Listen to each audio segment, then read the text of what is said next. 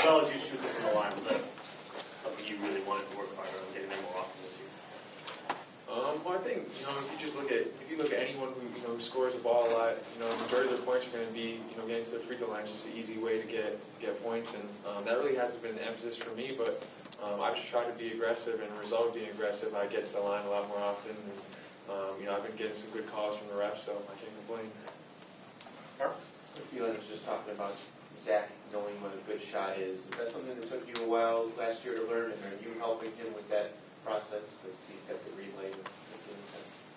I think sometimes, for a freshman, it might be difficult to understand what a good shot is and what a bad shot is, just because coming out of high school, everyone's the man on their team, and there's certain shots where they're taking high school, they'd probably be a great shot for them, but in this system, maybe we want them to think about that shot and maybe pass it up. So I think Zach's doing a good job, and he's been shooting the ball really well. So like Coach Glenn said, we're going to give him the green light, and whenever he's open, we want him to shoot it. But at the same time, we want to make sure he's making the right decisions. Are you counseling him on that? Like, do you talk to him specifically as another shooter? Sometimes I'll tell him, sometimes I'll pass up a shot. I'll tell him, make sure you shoot that next time. If I give you the ball and you're open, shoot it. But I remember specifically there was one time in the Minnesota game where he had taken a tough corner shot, and I felt like I was open for one more. So I told him, I was like, just look for the one more if you're not open, if you're covered. So just little things like that. Rob?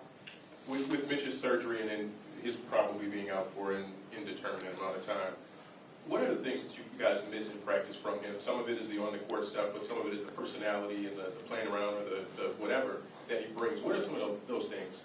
Mostly just the energy. Mitch is always that guy that you can hear in practice no matter what we're doing. He's always talking, always bringing energy, and everyone loves Mitch. In the locker room and on the court, he's just a great guy, and he brings a positive energy, and he makes us laugh when things aren't going good. And, even on the court with just the actual skill stuff, he just he does a lot of things other people can't do. He runs the floor very well. He can push the ball off, rebounds. He can shoot the ball. So obviously we're gonna miss him a little bit not having him there. What do you do to offset that? I mean, do you do anything? Does somebody else step in and try to replace that?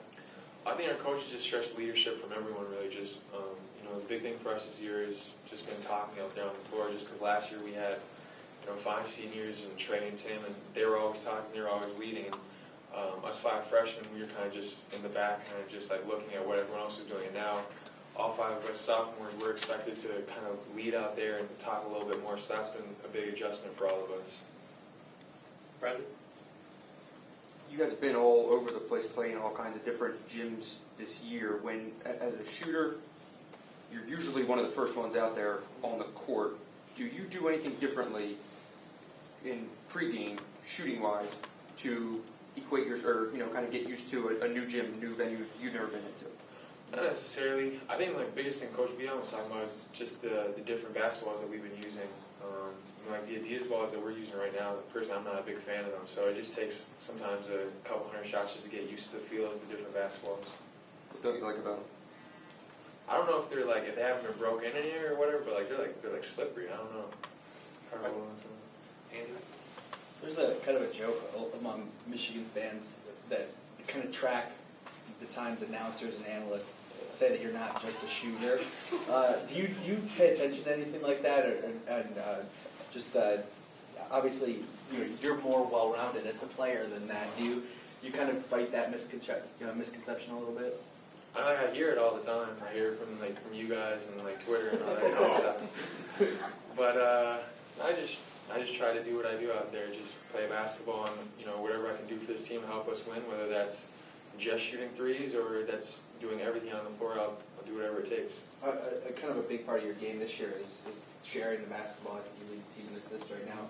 How much of a focus was that this offseason, and how have you seen that part of your game develop? Ever since I was young, I've always been the guy who sees the floor pretty well and can distribute the ball. But I think this year, just with the positions the coach is putting me in, and how I can be a little bit more aggressive into the basket. Naturally, I'm gonna draw more double teams, in the paint and stuff like that. And I'm always willing to find the open man. So, whether that's our bigs underneath the basket or our shooters on the perimeter, I'm always looking for people who have a good look.